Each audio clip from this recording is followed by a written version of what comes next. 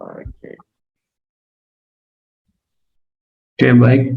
Untuk bab 4 terkait hasil dan pembahasan, untuk gambaran umum sendiri, di sini Rumah Sakit Umum Daerah sebagai salah satu rumah sakit rujukan milik Provinsi Kalimantan Timur dan rujukan tertinggi di Kalimantan Timur yang berada di Kota Samarinda.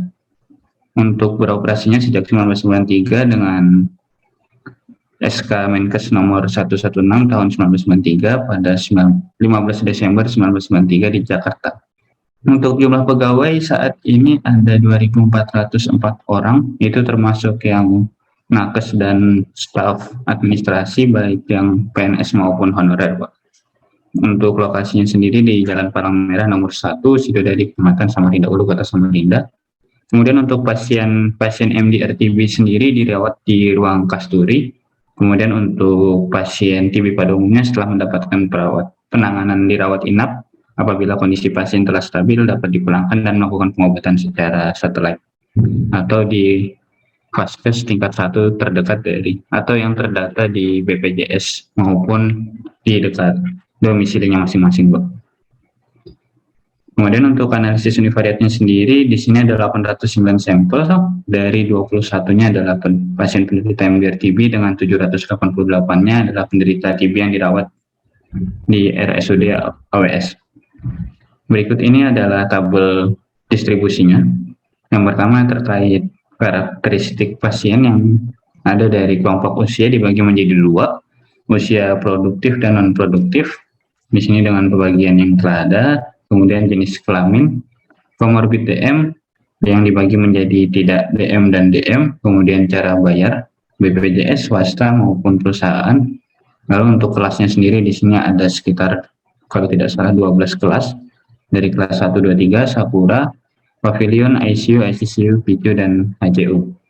Dan untuk berdasarkan tabel 4,1, maka diketahui untuk karakteristik pasien yang menunjukkan pada kelompok pasien MDR TB lebih besar berasal dari kelompok usia produktif, yakni usia 15 sampai 49 tahun sebanyak 14 pasien atau 66,7%. Untuk rata-rata jenis kelamin pasien adalah laki-laki sebanyak 11 pasien, yakni 52,4%. Untuk mayoritas pasien tidak memiliki komorbid DM, yakni sebanyak 19 pasien atau 90,5% tidak memiliki DM.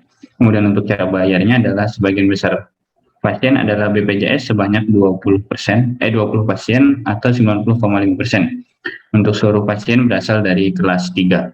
Ini untuk yang MDR TB-nya.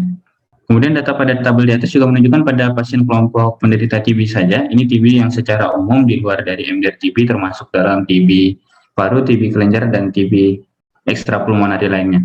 Di sini ditemukan lebih banyak pasien yang berada di kelompok produktif juga, sebanyak 436 pasien atau 55,3%. Didominasi juga dengan jenis kelamin laki-laki sebanyak 501 pasien atau 63,6% dengan mayoritas tidak menderita DM sebesar 728 pasien atau 92,4%. Kemudian pada data ini juga diketahui bahwa 647 pasien atau 82,1%-nya perawatannya ditanggung oleh BPJS dan dirawat paling banyak di kelas 3 sebesar 519 pasien atau 65,9 pasien. Kemudian untuk analisis bivariatnya sendiri, hubungan kelompok yang dimulai dari hubungan kelompok usia terhadap kejadian MDR TB di AWS terdapat pada tabel 4.2. Ini untuk tabelnya. Ya, berdasarkan tabel 4.2 menunjukkan bahwa proporsi pasien TB yang menderita MDR TB pada kelompok usia produktif lebih besar, sebesar 66,7% dibandingkan dengan yang tidak MDR TB, yakni 55,3%. Namun secara statistik atau nilai p-value-nya menunjukkan tidak ada hubungan antara kelompok usia dengan kejadian MDR TB, yakni nilainya 0,418. Kemudian untuk yang kedua terkait jenis kelamin, berdasarkan tabel ini juga diketahui bahwa proporsi pasien TB yang tidak menderita MDR TB pada kelompok laki-laki lebih besar 63,6% dibandingkan dengan yang MDR TB, yakni 52,4%. Secara statistik juga nilai p-value menunjukkan tidak ada hubungan antara jenis kelamin dengan kejadian MDR TB. Dengan nilai p-value-nya adalah 0,411 di mana yang dicari 0,05%. Kemudian untuk hubungan komorbid diabetes mellitus terhadap kejadian MDR-TB di RSUD AWS, di sini berdasarkan tabel 4,4 menunjukkan bahwa proporsi pasien TB yang menderita MDR-TB pada kelompok yang memiliki komorbid DM lebih besar, yakni sebesar 9,5% dibandingkan dengan yang tidak MDR-TB, yakni 7,6%. Namun secara statistik juga didapati bahwa nilai p-value-nya kurang dari 0,05 atau tidak ada hubungan antara komorbid DM dengan kejadian MDR-TB. Untuk pembahasannya sendiri dimulai dari karakteristik umum.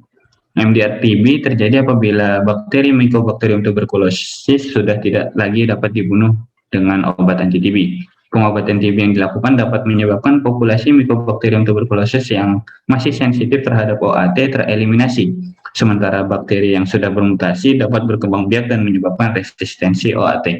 Hal ini dapat terjadi akibat dari pengobatan pasien TB yang tidak adekuat maupun penularan dari pasien TB RO yang lainnya. Kemudian untuk kejadian MDR-TB selain disebabkan oleh pengobatan yang tidak adekuat maupun akibat penularan langsung dari pasien yang menderita MDR-TB, penyebab kejadian MDR-TB tidak juga dipengaruhi oleh beberapa faktor risiko seperti usia, jenis kelamin, keberadaan komorbid, dan lainnya.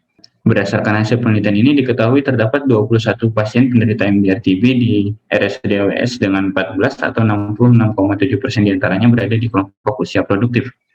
Berdasarkan penelitian Triandari dan Rahayu didapatkan bahwa 144 pasien penderita MDR-TB dan 100 pasien diantaranya berasal dari kelompok usia produktif. Jadi dari penelitian ini juga diketahui lebih banyak pasien menderita MDR-TB pada kelompok usia produktif. Kemudian untuk jenis kelamin juga pada pasien penderita MDR dalam penelitian ini lebih banyak berasal dari jenis kelamin laki-laki sebanyak 11 atau 52,4%. Dalam penelitian Wahyuni dan Cahyanti juga didapatkan hal yang sama, yang mana penderita MDR-TB lebih banyak pada laki-laki atau 69,7%. Untuk pasien MDR-TB yang ditemukan dalam penelitian ini mayoritas tidak memiliki komorbid DM. Dan dalam penelitian Nurdin 2020 juga ditemukan bahwa 81,7% penderita MDR-TB tidak memiliki komorbid DM.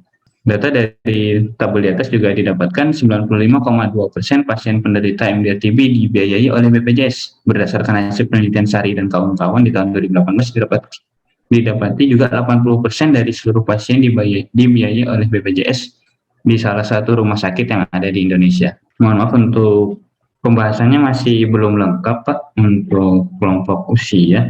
Di sini juga baru ditemukan terkait penelitian yang tidak memiliki hasil yang tidak sejalur dengan penelitian ini. Jadi untuk di tahun 2018 penelitian oleh Triandari bahwa kelompok usia memiliki hubungan yang signifikan dengan kejadian MDR-TB.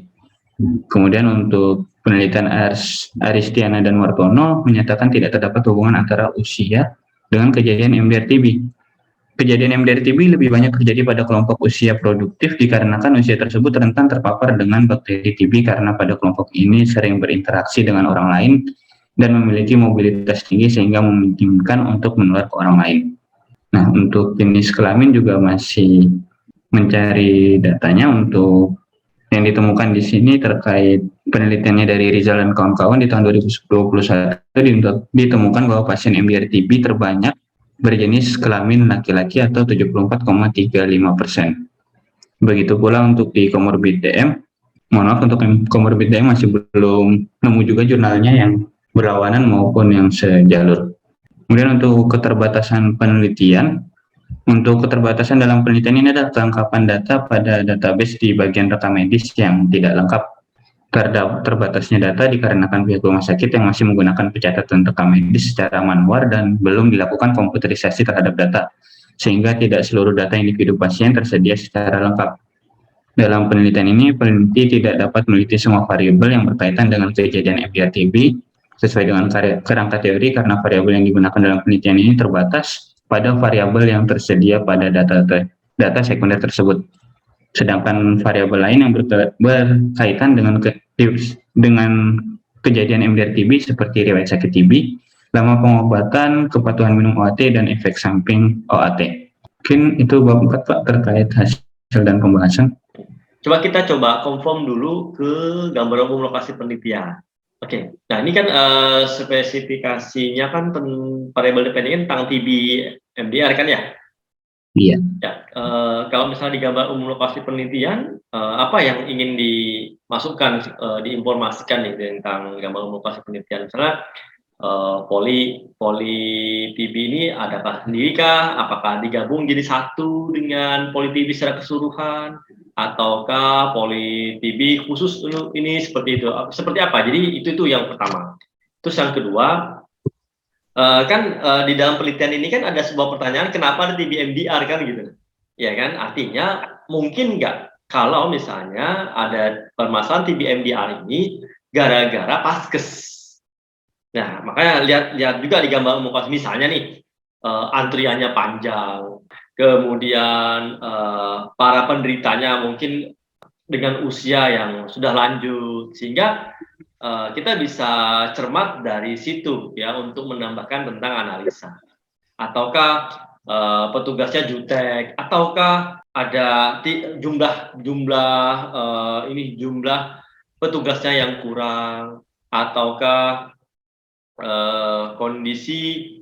situasi kondisi di sana yang kurang kondusif sehingga pasien-pasien ini kadang malas gitu ya, kadang malas untuk berobat kembali. Nah, itu gambaran umum lokasi penelitian itu harapannya bisa memberikan gambaran itu selain daripada alamat gitu ya, karena apakah yang penderita TB MDR ini kan bisa dilihat nih, misalnya alamatnya ternyata dari luar kota semua mungkin, ataukah seperti apa, sehingga fokusnya tetap mendukung untuk WTO, waktu tempat orangnya ya, seperti itu. Jadi seperti apa gambaran umum untuk lokasi penelitian ini, seperti apa gambarannya? Waktu pengambilan ini kan menggunakan data sekunder.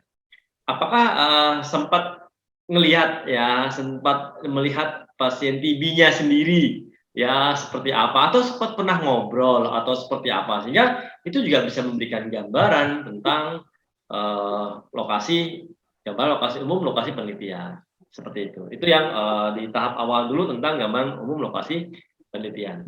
Untuk di AWS sendiri dari yang ada beberapa unit saya temukan, salah satunya ada unit TB dan DOTS tersendiri, Pak. Mungkin bisa saya kunjungi juga ke sana terkait bagaimana pelaksanaan DOTS juga, Pak. Oke, jadi kan sudah dapat dua hal nih yang kaitannya dengan ini. Sehingga nanti kan bisa, kalau misalnya ketemu nanti di sana, ngobrol lah, ya ngobrol. Kenapa sih ada TB-MDR gitu?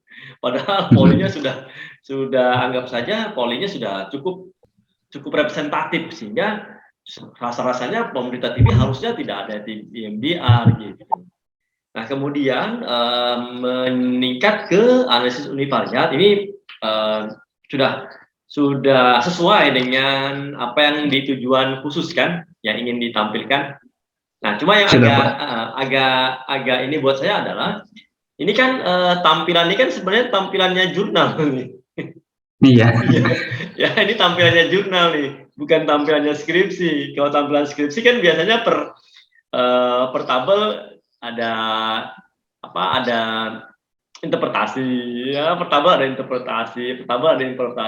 Tapi kalau artikel untuk jurnal ya kayak gini bentuknya seperti itu ya. Jadi kalau boleh dibuat per tabel ininya supaya ada memudahkan untuk analisa nantinya seperti itu ya, bisa dipahami ya. Ini ini view artikel ya, mau dipublikasikan gitu ya. Ada satu variabel univariat ya, yang karakteristik dulu, misalnya karakteristik dulu ada interpretasi, ya, karakteristik ini ada interpretasi, kemudian data univariatnya baru ada interpretasi. Nah, itu yang biasa, yang format umum ya untuk skripsi biasanya ya. Nah, kemudian untuk tabel 2x2 ya, tabel 2x2 ini yang bivariat. Nah, ini ya yang semestinya apakah ini ada dilema pemilihan sebenarnya. Artinya kalau berdasarkan tabel 2x3 rentan dan terpapar, ini mana nih yang mau di view, ibaratnya setiap variabel independen itu kan pasti ada alasan kenapa kita mau meneliti itu kan ya. Nah, sama juga nih kalau misalnya variabel independen kan TBMDR, ada yang MDR benar nih ya positif dan tidak. Nah, tapi kalau untuk kelompok tadi yang di atas lagi yang untuk ini kelompok usia ini, di kelompok usia ini ya, di kelompok usia kan pemilihannya adalah usia produktif dan non produktif kan yang di karakteristik ini ya. Iya, Pak. Oke. Nah, padahal ini kan kelompok apa ya? Usia yang sudah dikelompokkan. Betul ya? Dari penelitian tersebut ya, usia yang sudah dikelompokkan. Artinya di dalam penelitian ini apakah ada distribusi usia secara personal gitu. Jadi artinya ini kan ada, anggap saja usia non produktifnya itu di bawah 15 sampai di atas 49 ada 7 nih. Nah, ini yang menjadi pertanyaan, ini lebih banyak ke di bawah 15 tahunnya ataukah di atas 50 tahunnya gitu. Nah, itu makanya di dalam data univariat di karakteristik itu ini nih setelah gitu. Ya, ini kan pengelompokan setelah usia sebenarnya ditampilkan begitu. Ya, berapa banyak nih usianya yang tidak produktif gitu. Nah, kalau misalnya usia produktifnya ini kan arti kisarannya masih ambigunya begini. Ini kan usia produktif kan 15 sampai 49. Ini paling banyak usia berapa ya? Gitu loh. Ya, sehingga kalau misalnya jelas di bawah 20, antara 20 sampai 30, 30 sampai 40 atau 40 sampai ini kita bisa tahu nih permasalahannya apa sebenarnya sehingga ada TBMDR ini. Oke. Berarti untuk misalnya saya tampilkan bentuk histogram, kira-kira lebih baik atau mending tabel, Pak? Ya, terserah. Sebenarnya masalah view penyajian itu kan mau histogram atau apa kan nggak masalah, ya kan gitu. Mau grafik juga nggak masalah. Yang penting pada dasarnya adalah interpretasinya harus jelas. Nah, kembali tadi ke data bivariatnya. Nah, sama sekarang kan pemilihan antara usia produktif dan usia non produktif. Yang mana yang termasuk dalam kategori rentan? Gitu. Untuk yang rentan di sini saya masukkan usia produktif di bagian kiri atas. Ya, padahal kalau melihat dari usia, ini kalau misalnya berdasarkan usia loh ya, berdasarkan usia itu kerentanan itu kan urut-urutannya kan bayi, balita, anak-anak, remaja, ya, kemudian lansia. Nah, tapi kalau yang usia produktif kan termasuk dewasa yang dalam kategori usia tidak masuk dalam rentan, gitu, masuk dalam kategori rentan. Nah, sekarang kan di usianya yang usia non produktif kan di bawah 15 tahun. Nah, ini kan kisaran antara anak-anak remaja, kan gitu. Ya, makanya ini kan tidak di view usia yang didapat berapa sih, kan gitu nih, belum dapat nih, saya belum jelas dapat usia berapa per ininya, apakah ada yang di usia 7 tahun kah, atau di usia 2 tahun mungkin, atau usia berapa, nanti kan bisa lihat nih, ya itu yang pertama. Terus yang kedua, di atas 49 tahun kan berarti lansia. Iya. Ya kan di kategori ini nih, sehingga mencermati ini, mana yang masuk ke dalam kelompok usia yang rentan. Apakah usia produktif itu adalah usia rentan? Ya, makanya perlu dasar dulu nih. Ini mau pakai yang mana? Gitu. Kalau ada argumentasi secara ilmiah tidak apa-apa, tapi kalau tidak ada ya kembali ke harkat, kembali ke basic lagi nih, bahwa ada ada kerentanan dalam pengelompokan usia. Ya, ada kelompok-kelompok usia rentan. Oke, nah itu juga yang nanti kemungkinannya kan pasti akan terbalik nih jadinya. Ya, biasanya akan terbalik. Oke. Nah, kemudian turunkan ke jenis kelamin. Ya, memang kalau jenis kelamin ini kan dianggap setara ya sebenarnya. Kan begitu ya? Iya. Dianggap setara. Apakah dalam kategori jenis kelamin apakah ada kerentanan? Nah, tergantung konteksnya kan. Tergantung konteks nih. Ya, kalau misalnya pada penelitian berkaitan dengan penyakit berhubungan dengan wanita, wah, maka perempuan lah ya sebagai yang rentannya dibanding laki-laki kan begitu. Nah, kalau yang ini memang beberapa bisa dirujuk ke beberapa artikel, artinya Kenapa jenis kelamin menjadi laki-laki ini misalnya menjadi yang rentan dibanding yang perempuan, misalnya seperti itu. Ya, bisa pahami ya? So, Ya, walaupun dari sisi ini bisa kita pahami saja ya, artinya gitu. Nah, ini kemudian lanjut lagi ke selanjutnya, variabel selanjutnya.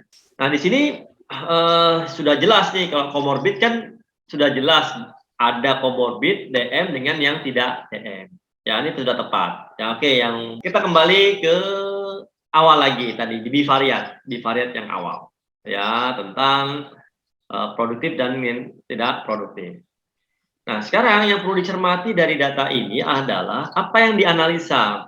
Di dalam pembahasan, kan sudah jelas bahwa pembahasan itu berisi bukan memindahkan hasil penelitian. Bukan memindahkan hasil penelitian, tapi menganalisa hasil penelitian secara statistika. Ya, ini pertama analisa secara statistika. Ya, kemudian baru analisa secara epidemiologi kesmasnya gitu, secara kesmasnya. Ya, di analisis statistika sudah jelas nih. Oh, penelitian ini kan tujuan khususnya adalah mencari hubungan kan begitu. Ya, apakah penelitian ini ada hubungan? Kalau ada hubungan, ya nih berarti ada literatur mendukung nggak atau ada artikel yang mendukung nggak bahwa ini ada berhubungan. Nah, udah itu kalau tidak ada berhubungan, kenapa tidak berhubungan? Ya, cari juga artikel yang mendukung itu gitu. Ya, dan dicari alasan karena hipotesisnya kan pasti ada hubungan. Kalau tidak ada hubungan kan pasti ada sesuatu nih. Nah, secara statistika kan ada penjelasan nih. Kalau dalam sebuah penelitian, kenapa variabel independen tidak berhubungan dengan variabel dependen? Ini kan pasti ada beberapa kriteria. Kenapa tidak berhubungan? Apakah karena besar sampelnya? Apakah ada biasnya? Kan begitu. Ya, itu dijadikan alasan ya di dalam pembahasan ini. Nah, itu baru pembahasan dari hasil penelitian berdasarkan uji statistika. Ya, uji statistika. Nah, sekarang kalau berdasarkan hanya hasil dari uji statistika, saran yang akan dibuat ini kan pasti saran wangsit. Ya, kan tidak ada analisa di pembahasan. Misalnya tadi mau dikasih saran apa nih? Misalnya kelompok usia produktif mau dikasih saran apa? Kan tidak dibahas. Ya, nah saran itu biasanya ada 3 macam nih. Ada saran peneliti yang saya bilang saran wangsit tadi. Tahu-tahu peneliti kasih saran nih. Ya, kemudian ada saran hasil penelitian. Nah, ini yang berdasarkan hasil analisa tadi. Terus yang ketiga, ini saran lokasi penelitian. Ini biasanya titipan, ya, berdasarkan dari situasi kondisi di lokasi penelitian. Nah, itu yang sering terjadi. Nah, sekarang saran yang akan dihasilkan mau seperti apa? Nah, ini yang harus kita confirm lagi nih. Ya, sehingga ini perlu dianalisa secara epidemiologi. Ya, kita bahkan jadi analisa kesmasnya nih. Misalnya begini. Oh, ternyata usia non produktif yang masuk dalam kategori rentan. Ya, kita sepakatnya dulu nih, ini apakah rentannya yang usia produktif atau usia non produktif? Kalau berdasarkan usia kan berarti usia non produktif yang termasuk dalam kategori rentan. Oh, ternyata ada 33,3% nih. Nah, nanti dicermati lagi di dalam data master. Ya, ini usia berapa nih? Kenapa dia jadi TB MDR? Kalau misalnya ternyata di bawah 15 tahun, oh ternyata anak-anak nih yang kena TB MDR. Yang disalahkan nggak bisa anak-anaknya dong. Karena anak-anak apakah bisa langsung ke rumah sakit sendirian? Karena enggak. Ini berarti yang salah ini kan orang tuanya. Apakah ternyata jauh tempatnya, tinggalnya di desa terpencil, berarti permasalahan aksesibilitas. Ya, kalau ternyata yang kena TB MDR yang di atas 49 tahun, 50 tahun ini lansia yang kebetulan sakit ada komorbid walaupun bukan DM tapi ada komorbid lain yang sehingga membuat dia tidak bisa jalan. Ini yang salah siapa? Dia sih berkeinginan untuk rutin berobat, tapi kenyataannya kan nggak mungkin dengan kondisi penyakitnya dia. Yang disalahkan siapa nih? Ya kan? Apakah orang keluarganya atau ke anaknya atau siapa nih? Apakah di dalam sebuah pelayanan kesehatan ada kondisi khusus untuk yang namanya jemput bola antar obat TB-nya ke tempat pasien, ke rumah pasien. Kalau misalnya tidak ada, nah ini kan bisa jadi saran. Ya, makanya saran yang dihasilkan itu sesuai dengan hasil penelitian ya dari pembahasan analisis epidemiologinya, di mana analisa di pembahasan itu berisi analisa Anda berdasarkan hasil penelitian data master, didukung oleh teori, didukung oleh artikel dari penelitian orang lain, dan didukung oleh situasi kondisi. Pembahasan ini boleh nih misalnya analisa Anda, oh ternyata teorinya belum ada Pak, oh tidak apa-apa. Ya, ada artikel nggak yang mendukung? Tidak ada Pak. Nah berarti patokannya analisa Anda berdasarkan situasi kondisi. Masih diperbolehkan. Situasi kondisinya seperti apa ya? Dipaparkan nih, kenapa nih? Banyak dilema sebenarnya kalau mencoba untuk memetakan permasalahan TBMDR ini banyak. Entah itu permasalahan aksesibilitas, entah itu permasalahan perilaku beresikonya, ya yang bersangkutan, ada permasalahan keluarganya, ada permasalahan biaya, ada permasalahan kondisi kesakitannya. Kalau melihat dari permasalahan itu bisa dicermati nih, dipetakan saja di host agent sama environment-nya. Kalau agent kan sudah jelas penyakit penyerta yang membuat dia tidak bisa berobat secara rutin. Ya, artinya penyakitnya dia itu dengan obat TB ternyata bertentangan nih. Setiap dia minum obat itu malah makin menderita dia dengan penyakit penyertanya misalnya seperti itu, komorbidnya misalnya. Ya, itu kalau misalnya dari agent nih. Ya, kemudian dari hostnya tadi masalah perilaku. Ya, dia tahu nggak sih atau mengabaikan ya atau seperti apa sikapnya kan begitu jadinya. Kalau berdasarkan environment ya sudah nih, berarti lingkungan keluarganya, lingkungan orang-orang sekitarnya, kelompok-kelompoknya, apakah tidak mengingatkan atau seperti apa, ataukah tidak ada PMO-nya atau seperti apa kan banyak jadinya gitu. Nah jadi itu baru dari usia non produktif loh. Iya kan baru usia non produktif nih, belum usia produktif. Ya, kenapa di usia produktif ya? Mungkin karena faktor pekerjaannya. Ya, mungkin budaya kerjanya atau lingkungan kerjanya tidak bisa membuat dia rutin untuk berobat misalnya. Ya, oh ternyata dia pekerjaannya tidak tetap, harus pindah-pindah pulau misalnya. Terus gimana? Sekarang kan apakah mudah misalnya saya penderita TB, saya berasal dari Samarinda. Kemudian saya berapa bulan ke depan ternyata ada pekerjaan di Madura. Nah, sekarang di Madura misalnya di daerah Bangkalan atau di daerah Sampang atau nah ini dari Pamekasan, apakah saya mudah untuk mendapatkan obat TB? Nah, ataukah kantor tempat saya bekerja itu dari jam 6 pagi sampai jam 6 sore? Kapan mau berobatnya? Hari Minggu kan puskesmas nggak buka. Kalau misalnya kerjanya dari jam 6 dari Senin sampai Sabtu. Terus ada solusinya? Atau di perusahaan tempat saya bekerja tidak ada klinik yang bisa mengakomodir itu. Terus solusinya apa? Banyak solusi jadinya. Ya bisa dipahami ya. Nah, ini mengeksplor hanya dari A sama C. Kan gitu. Dari sensitivitasnya ya sama positif palsunya kan gitu, iya kan, positif palsu. Nah sekarang yang B sama D-nya bagaimana ya, dicermati juga gitu ya. Oh ternyata ada nih yang usia produktif tidak tidak TBMDR nih. Wah ini hebat nih, berarti apa nih yang membuat dia tidak ini, oh ternyata kantornya dia mendukung dia untuk percepatan proses penyembuhan misalnya. Oh keluarganya mendukung. Oh ternyata tidak ada penyakit-penyakit yang lain yang membuat dia kesulitan. Kan begitu jadinya. Jadi memang perlu dicermati. Itu baru dari usia loh. Usia saja. Iya kan? Belum nanti ke jenis kelamin. Ya, belum nanti ada komorbidnya. Ya, jadi bisa tahu nih, oh ternyata kalau misalnya ada komorbidnya ternyata kan bukan hanya DM. Oh, ada penyakit-penyakit yang lain, misalnya tabrakan misalnya, ada fraktur, sehingga dia tidak bisa ini. Terus kalau misalnya dia ada kena kecelakaan lalu lintas, dia mau berobat TB, ya pasti fokusnya pasti ke permasalahan frakturnya dulu.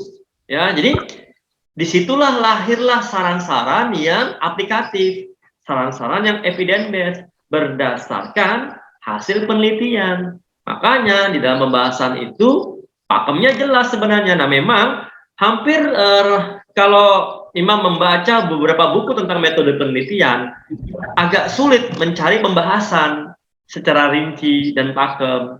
Karena hampir rata-rata tidak membahas hal itu. Nah, tapi ada buku, buku mudahnya membuat proposal skripsi, di situ menjelaskan tentang pembahasan.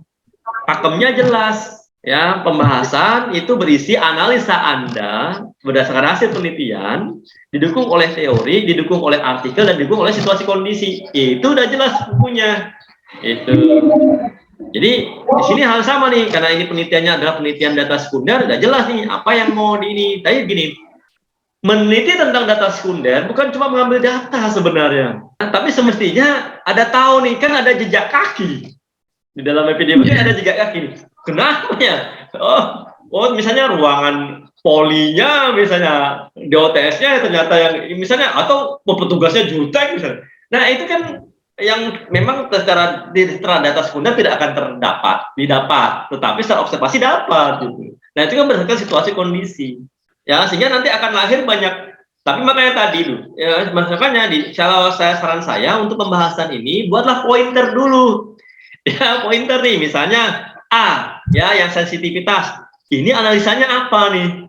Analisanya apa? Oh, analisa saya ini 1, 2, 3. Nah, analisa 1 ini nih, teorinya ada nggak? Oh, teorinya nggak usah nih, teori dulu nih. Atau artikelnya ada nggak? Atau situasi kondisinya seperti apa? Kan bisa diiniin, seperti yang saya jelaskan tadi itu. Ya, misalnya usia tidak produktif. Oh, ternyata anak-anak. Ya wajar, nggak bisa anak-anak ini. Ya, oh ternyata anak-anak tidak bisa berangkat. Misalnya teori anak-anak belum cukup dewasa. Jadi kan ada literatur mendukung nih, anak-anak belum cukup dewasa untuk menentukan jalan hidupnya. Nah, artikelnya ada nggak? Kenapa kalau nggak ada artikel? Ternyata di dalam situasi kondisi jelas nih.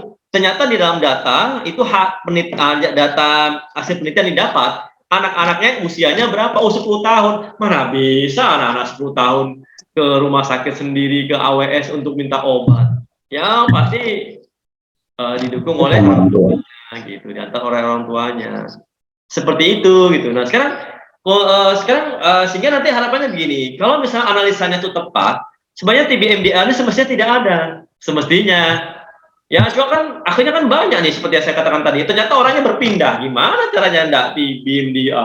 Orang dia pindah-pindah kerjanya misalnya. Ya, nah makanya bisa dicermati juga dari pekerjaannya mereka nih, yang produktif ini, yang kena TBMDA ini pekerjaannya apa? Apakah PNS? Kalau PNS rasa-rasanya nih, kalau PNS kena TBMDA rasa-rasanya, ya kok bisa gitu loh. Kok bisa, ya kan? Magro tempatnya nggak pindah-pindah, tapi kok tahu-tahu di TBMDA. Nah, ini kan ada masalah apa nih? Masalah kantornya atau masalah pekerjaannya ya, ataukah masalah orangnya kan jadinya? Bisa dipahami ya. Jadi luasnya pikiran kita dalam analisa itu pengeksplorasian. Ya, kok bisa ya, misalnya ada 7 orang ini kok bisa kena TBMDA nih, kenapa dia nih? Gitu. Ya, sehingga orang-orang yang punya karakteristik sama dengan yang 7 orang ini, kita punya solusi untuk mereka. Kita mau sarankan apa nih dari hasil penelitian ini? Kita mau sarankan apa? Untuk ke masyarakat apa, untuk ke keluarganya apa, untuk penderitanya apa, untuk ke paskesnya apa, kan jelas jadinya. Iya kan? Nah ini kan Imam nggak view saya umurnya berapa yang 7 ini. Nah kalau misalnya di view saya bisa perjelas lebih terperinci. Itu. Nah makanya di dalam data univariat bukan hanya hasil dari ini, tapi rincian usia non produktifnya berapa. Karena ini ada ambigu masalahnya. Ya, di bawah 15 tahun atau di atas 49 tahun. Ya, kalau misalnya ternyata pas waktu Imam kunjungan ke Poli TB dan terus misalnya ternyata ada lansia yang berobat nih. Ya, foto enggak apa-apa nih gitu. Dipoto. Misalnya usianya 56 tahun, Pak. Wah, jelas nih 56 tahun ini sama siapa di antaranya. Kalau misalnya dia masih sendiri berobat ke Poli, luar biasa nih berarti. Antusiasnya untuk sembuh itu luar biasa. Ya, kita perlu respect yang orang-orang seperti itu. Ya, makanya di sini perlu pendampingan sih sebenarnya. Makanya rekomendasinya jelas. Kalau misalnya nanti hasil dari analisa ini menggunakan mindset 100 solusi, udah jelas. Ya, perlu dipetakan dulu. Ya, perlu pemetaan masalahnya untuk TB-MDR ini berdasarkan usia, kenapa, berdasarkan pekerjaan, kenapa, berdasarkan jenis kambing, kenapa, berdasarkan ini komorbid, kenapa. Jadi banyak yang bisa kita petakan. Baru dilakukan yang namanya standarisasi. Kenapa? Karena ada usia non produktif yang tidak TB, yang tidak MDR, TB-MDR, ada yang TB-MDR, ada juga yang usia produktif yang TB-MDR, ada yang tidak TB. Nah ini kenapa nih? Ini kan bisa standar nih. Standarnya yang usia produktif tidak TB-MDR ini kan bisa kita gunakan, kita pindahkan di dalam saran untuk TB-MDR. Ya, yang usia produktif juga. Gitu jadinya. Kan banyak. Hasilnya kan akan banyak saran-saran, tapi aplikatif gitu. Karena kan sesuai dengan situasi kondisi. Di dalam konsultasi yang saya tanyakan adalah, kalau misalnya konsultasi secara utuh, saya fokusnya awalnya pasti di saran dulu nih. Oh, ngelihat sarannya nih aplikatif atau enggak, bahasa normatif atau tidak. Kalau menggunakan bahasa normatif ya tidak akan ada perubahan permasalahan kesehatan yang ada. Tapi kalau berdasarkan bahasa aplikatif ya kita lihat nih. Saya selalu tanya nih, saran ini di pembahasan di halaman berapa yang merujuk itu gitu. Ya, seperti itu kan enak bertanyanya. Saran ini di pembahasan ada di mana? Oh, yang ini nih. Oh, jelas nih saran ini gitu. Ya memang di dalam menganalisa di epidemiologi itu bisa semua diperoleh. Tetapi di dalam skripsi tidak semuanya akan ditulis. Ini kan skripsi. Ya kan, yang penting mindsetnya dulu nih. Misalnya, oh ternyata Imam mampu nih mencermati dari hasil tabel 2x2-nya dari A, B, C, D masing-masing ada 3 analisa. Analisanya Imam nih, oh ternyata ini. Nah udah, tapi sarannya kan tidak semuanya ditulis, terlalu banyak bahkan. Ya, dan tidak semuanya juga akan tertulis di dalam skripsi. Enggak, pilih aja yang di highlight yang mana, yang diprioritaskan yang mana. Supaya itu menjadi tanda kutip nih, ya, prioritas yang menjadi prioritas masalah. Sehingga sarannya pun jelas. Oh, ternyata contoh nih misalnya, kalau misalnya kayak anak-anak, ya kenapa tidak ada sistem jemput bola? Sekarang bisa nggak ada sistem antar jemput atau antar obat? Seperti kondisi kemarin di pandemi kan tidak dianjurkan untuk berobat nih, kan semua secara daring nih. Nah terus gimana minta obatnya, ngambil obatnya? Adakah ada layanan antar obat? Kalau misalnya ada, ya apakah rumah sakit memberikan fasilitas itu? Ya, fasilitas layanan antar obat misalnya. Wah, itu kan keren sekali jadinya. Ya, kalau misalnya dijadikan sebagai salah satu saran bahwa ada layanan antar obat untuk ya pasien-pasien yang berobat itu menahun.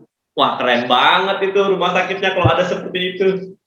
Ya, jadi mudah. Nah, sekarang ada nggak yang bisa merujuk itu gitu? Maksudnya saran yang lebih aplikatif untuk supaya itu ada. Ya, contoh ya. Nah, tadi kan Imam sempat hadir di Home Healthcare Center kan? Kalau di Home Healthcare Center, apakah itu bisa terakomodir? Oh, bisa.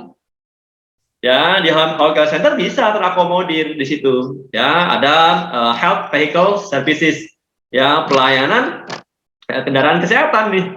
Ya itu bisa petugas kesehatan yang bantu ambilkan antar, kan jelas dia petugas kesehatan. Kalau misalnya ke Gojek ya rasanya nggak tepat atau masih nggak tepat karena bukan orang kesehatan, antar obat sembarang nanti repot. Tapi kalau orang kesehatan kan jelas, gitu.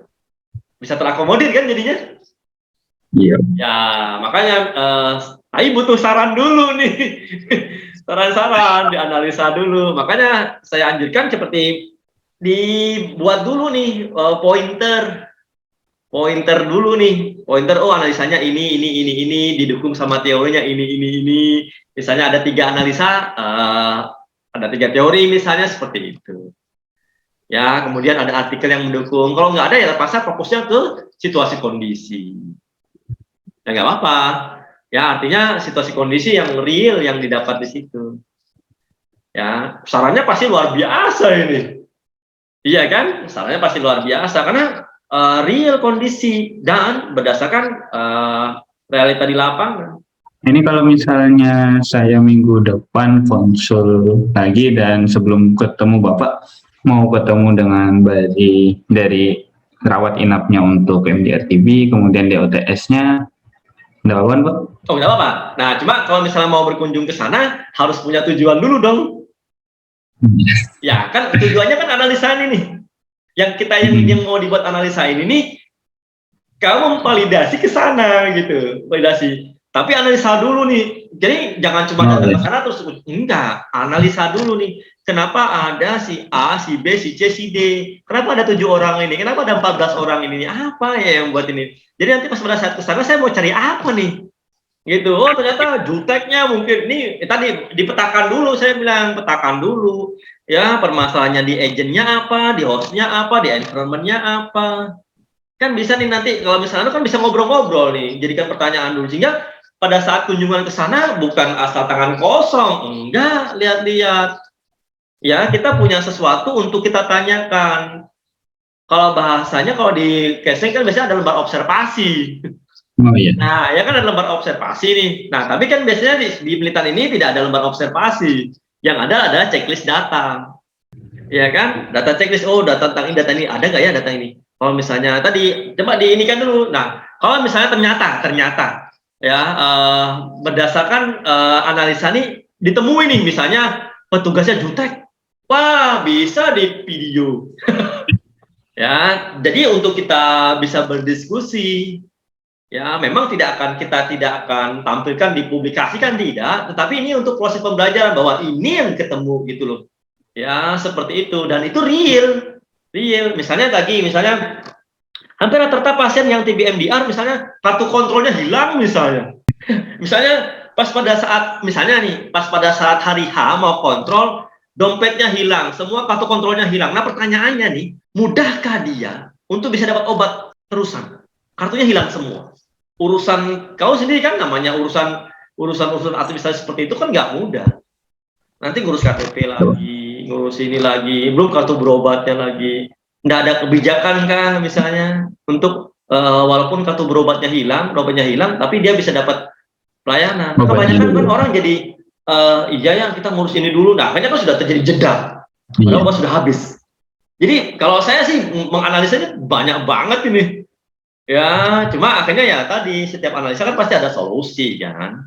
Gitu. Nah, saya fokusnya solusi. Oh, ternyata solusinya gini seperti itu. Ya, bisa pahami ya. Jadi bukan cuma aku mau kunjungan lagi jangan kayak gitu juga. Nggak ada bahan buat kunjungan. Jadi ya mesti kalau saran saya ya coba petakan dulu.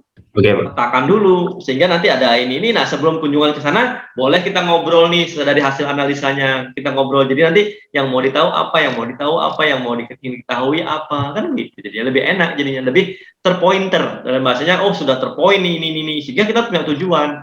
Makanya dalam pembahasan ini saya tidak anjurkan untuk langsung menulis langsung secara narasi itu saya nggak anjurkan. Kenapa? Karena pasti nggak akan tersistematis. Nggak ada sistematikanya. Makanya sistem pointer dulu nih, gitu. Analisa Anda. Oh, dari 7 orang ini analisa saya tuh begini Pak. Kalau dia anak-anak, kalau misalnya dia usia lansia ini, kan gitu. Wah, literatur teorinya begini tentang anak-anak. Ya, lansia begini juga tentang anak. Oh, artikel menunjukkan ini. Kemudian situasi kondisinya, oh ternyata emang sulit Pak. Ini makanya jadi. Itu baru satu loh, belum analisa yang lain, ya kan? Tapi ingat, skripsi tidak semua analisa dimasukkan. Yang mana yang bisa di-highlight itu saja yang ditulis. Tapi mindset pola berpikirnya untuk di dunia kerja itu yang dibutuhkan. Ya. Oke, ada pertanyaan lagi? Kayaknya bikin pointer dulu deh Pak, baru nanti nanya lagi. Ya, itu saran saya ya. Jadi kalau bisa bikin pointer dulu. Jadi nanti kesulitannya apa kita bisa tahu nih. Ya, siapa tahu saya bisa bantu nih ada beberapa artikel yang berkaitan dengan ini kan. Ya. Oke Pak. Oke. Cukup? Ada pertanyaan lagi? Untuk sekarang cukup Pak. Oke, nah saya mengingatkan yang bab 3 tadi. Ya, di bab 3 itu disesuaikan dengan realita proses situasi kondisi dalam penelitian. Ya, jadi bukan hanya tanggalnya ya, bukan hanya akan yang dihilangkan, tetapi apa yang mau didapatkan dari situ. Ya. Oke ya. Ya, itu dulu ya. Nanti coba dikonfirm dulu di bab 3 seperti apa, baru nanti kita akan diskusikan lebih lanjut. Ya, oke, itu saja ya. Saya akhiri. Assalamualaikum warahmatullahi wabarakatuh.